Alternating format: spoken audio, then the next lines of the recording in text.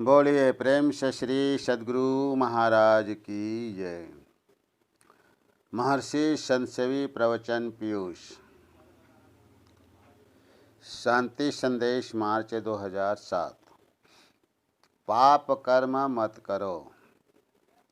समवेत समादरणीय सज्जन वृंद, आदरणीय माताओं तथा भक्तिमती बहनों, मनुष्य का शरीर कर्म प्रधान है।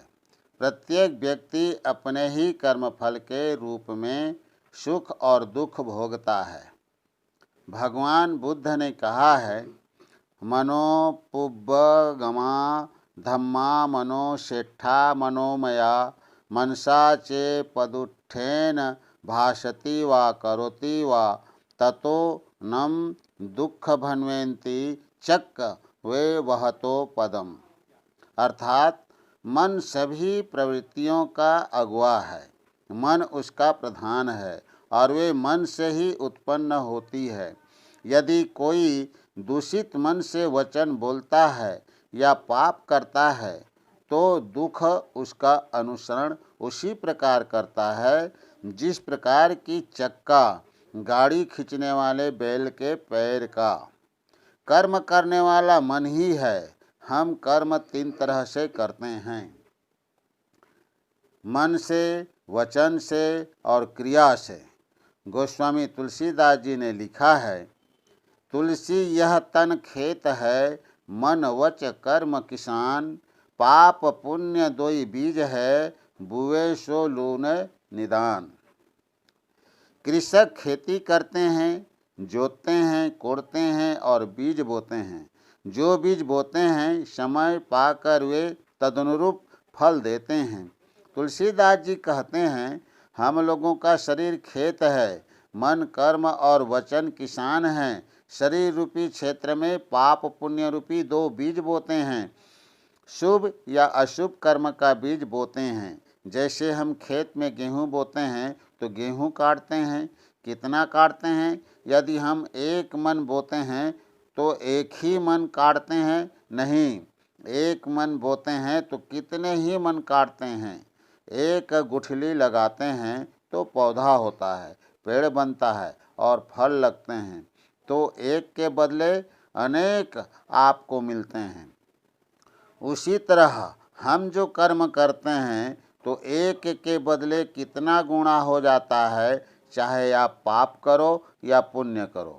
पाप का फल दुख होता है और दुख भोगना लोग नहीं चाहते। इसलिए संत जन कहते हैं कि यदि दुख नहीं भोगना चाहते हो तो पाप कर्म मत करो। आग में अंगुली डालो और जलो भी नहीं, यह कैसे होगा? देहात की बात है, किसी व्यक्ति ने एक बच्चे से पूछा, तुम्हारे पिताजी कहाँ हैं? तो उसने कहा, उन्हें एक कुत्ता ने काट लिया है, वे इलाज कराने गए हैं। व्यक्ति ने पूछा, कुत्ता ने क्यों काटा? बच्चा बोला, वे कुत्ते को बधिया करने गए थे, कुत्ता तो काटेगा ही। कर्मानुसार फल तो मिलना ही है, आज मिले या कल।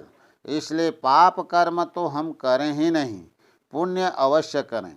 वह स्वाभाविक ही कई गुना होकर आपको मिलेगा। भगवान ने जब शिशुपाल का वध किया तो उनकी अंगुली कट गई। वे द्रौपदी के पास गए। द्रौपदी ने भगवान की अंगुली से रक्त निकलते देखा तो उसने शीघ्र ही अपनी साड़ी को फाड़कर उसका टुकड़ा भगवान के अंगुली में लपेट दिया। भगवान ने द्रौपदी से कहा, तुमने अपनी साड़ी फाड़कर मेरी मदद की है, मैं भी कभी साड़ी से तुम्हारी रक्षा करूँगा। द्रौपदी मन ही मन हंसती हुई सोचने लगी कि मैं तो नौकरानी, दाई आदि को साड़ी और कपड़ा बांटती रहती हूँ, मुझे ये क्या साड़ी देंगे। जब जुआ में युधिष्ठिर राजपाट के साथ द्रौपदी को भी हार गए तब दुर्योधन ने दुशासन से कहा, द्रौपदी अब हमारी हो गई, उसे सभा में ले आओ। दुशासन द्रौपदी को लाने के लिए गया। द्रौपदी कहने लगी, मैं एक वस्त्रा हूँ, रजस्वला हूँ, मुझे सभा में मत ले जाओ। दुष्ट दुशासन द्रौपदी की इच्छा नहीं रहते हुए भी घसीटते हुए सभा में ले गया और उसकी साड़ी खींचने लगा।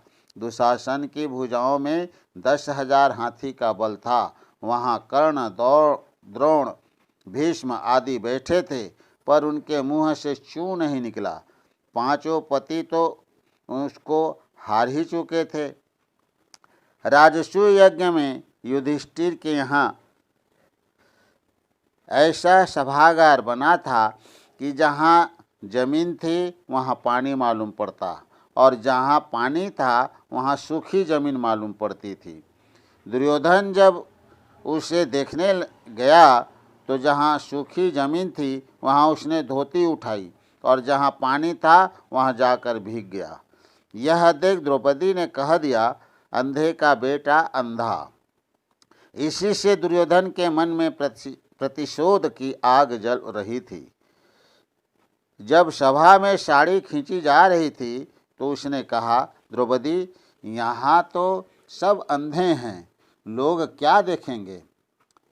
तब द्रौपदी ने भगवान श्री कृष्ण को पुकारा, दुख हरो द्वारिकानाथ शरण मैं तेरी, बिनु काज आज महाराज लाज गई मेरी।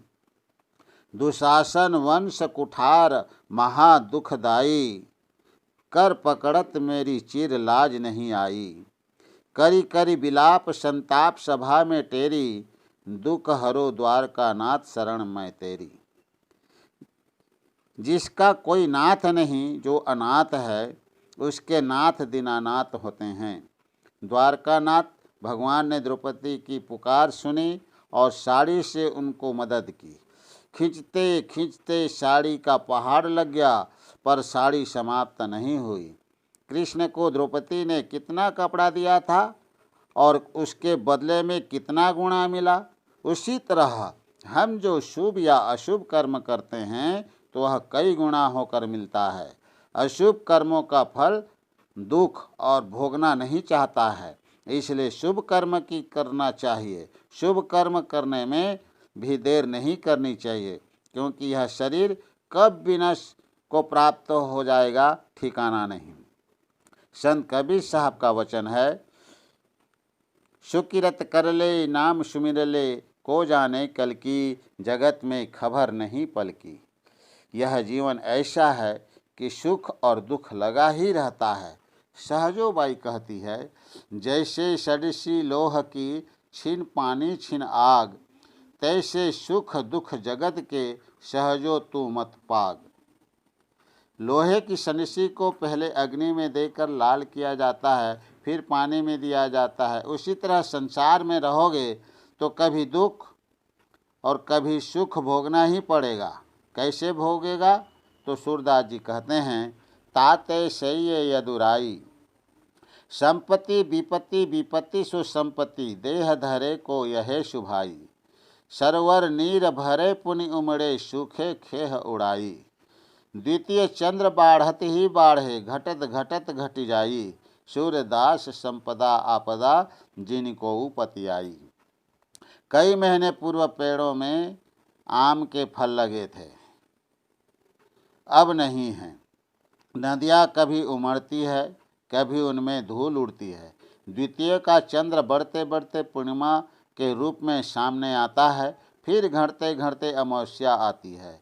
इसलिए सूरदास जी कहते हैं कि सांसारिक सुख दुख का विश्वास कोई मत करो कि यह सदा एक सा रहेगा। इसलिए ईश्वर की भक्ति करो और शुभ कर्म करो। जीवन में जो भी सुख दुख आवे उसे प्रभु का प्रसाद जानकर सहन करो। इससे तुम्हारा पूर्वकृत कर्म फल घटेगा, फिर भगवत भजन करके परमात्मा को प्राप्त करोगे। ओम। महर्षि संत सेवी परमहंस जी महाराज का यह प्रवचन महर्षि में ही आश्रम कुप्पागाड़ भागलपुर में साप्ताहिक सत्संग के अवसर पर दिनांक 3/9/2000 ईस्वी को हुआ था। बोले प्रेम से श्री सद्गुरु महाराज की जय।